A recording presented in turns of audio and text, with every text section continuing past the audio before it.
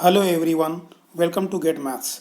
Today we will solve NCERT exercise 6.2 question number 1 and 2 of chapter 6 triangle class 10. So let us start. Exercise 6.2 question number 1. In figure 6.17 first and second DE parallel BC. तो यहाँ दिया हुआ है कि DE parallel है BC का, ठीक है. दोनों फिगर में ट्रायंगल ABC इधर भी है, DE parallel BC. Then we have to find BC in figure 1 and AD in second. So let us start. तो यहाँ दिया हुआ है कि DE पैरेलल है BC का, ठीक है. तो we can write in triangle ABC DE is parallel to BC. तो DE पैरेलल अगर BC है तो थेल्स थ्योरम से हम लोग जानते हैं कि AD by DB equal to AE by EC, ठीक है. तो इसे लिख लेते हैं. Therefore AD by DB equal to AE by EC, ठीक है. लिख सकते हैं हम लोग थेल्स थ्योरम या by BPT, basic proportionality theorem.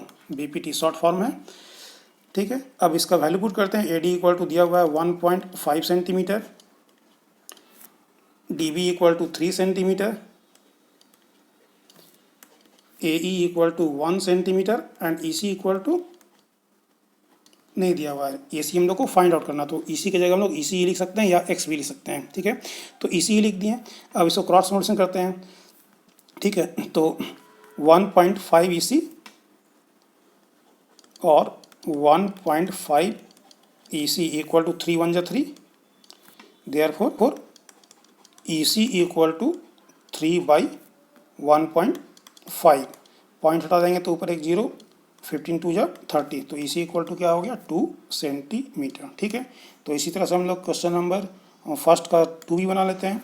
यहाँ फिगर दिया हुआ है, AD निकालना है और DB दिया हुआ है और AE और EC दिया हुआ है, ठीक है. तो similarly in triangle ABC DE is parallel to BC, it is given, ठीक है. तो अगर DE BC का पैरेलल है तो अगेन बाय थेल्स थ्योरम और BPT theorem AD by DB, therefore AD by DB equal to AE by EC, AE by EC, ठीक है. वैल्यू पुट करते हैं. AD का वैल्यू निकालना है तो AD को AD उतार दिए.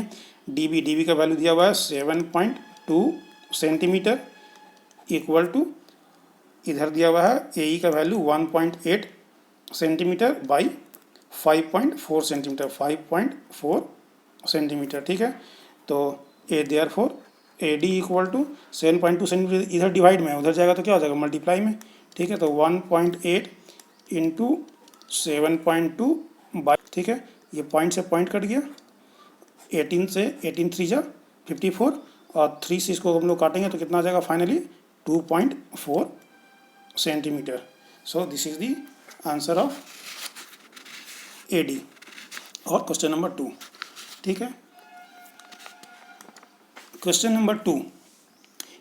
E and F are points on the side PQ and PR respectively of triangle PQR, ठीक है. तो हम लोग सुविधा के लिए यहाँ 3 केस दिया हुआ है, तो सुविधा के लिए मैं 3 ट्रायंगल बना लिया है PQR, ठीक है.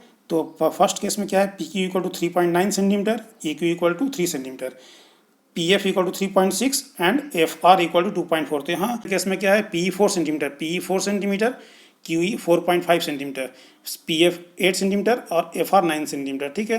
तो इस ट्रायंगल में इसका सभी का मेजरमेंट दिया हुआ है, ठीक है. जो EF लाइन EF के थ्रू जो पार्ट बन रहा है, ठीक है, PQ और PR में, उसका सारा का दिया हुआ है वैल्यू. हम लोग को चेक करना है कि state whether EF parallel QR, ठीक है. हर केस में चेक करना है कि EF पैरेलल है या नहीं QR का, ठीक है. तो यहाँ हम लोग converse of Thales theorem use करेंगे. देखते हैं कैसे. फर्स्ट तो क्वेश्चन नंबर 2 का फर्स्ट में क्या दिया हुआ था, PE दिया हुआ था, EQ दिया हुआ है, PF दिया हुआ है और FR दिया हुआ है, ठीक है. तो हम लोग चेक करते हैं. इन ट्रायंगल PQ और PE बाई EQ का रेशियो देख लेते हैं क्या है. 3.9/3, ठीक है। तो इसको सोल्व करेंगे तो क्या आ जाएगा 1.3, नीचे कुछ नहीं है तो 1। और P F by F are भी चेक कर लेते हैं हम लोग, ठीक है। फर्स्ट साइड का ratio P E by E Q और सेकेंड साइड में पी आर का क्या रेशियो आ रहा है P F by F R, ठीक है। तो P F by F are भी चेक कर लेते हैं 3.6/2.4, ठीक है। पॉइंट से पॉइंट कैंसिल, 12 3 जा एंड 12 2 जा 24, तो दैट मीन्स 3/2। तो हम लोग देख रहे हैं क्या कि रेशियो जो है वो सेम नहीं आ रहा है, ठीक है।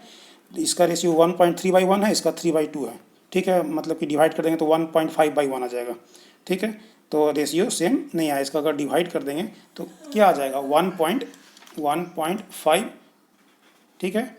2 से अगर डिवाइड कर देंगे तो 1.5 हुआ 1, ठीक है। तो रेशियो क्या हुआ सेम नहीं आया, तो हम लोग लिख सकते हैं कि since P E by E Q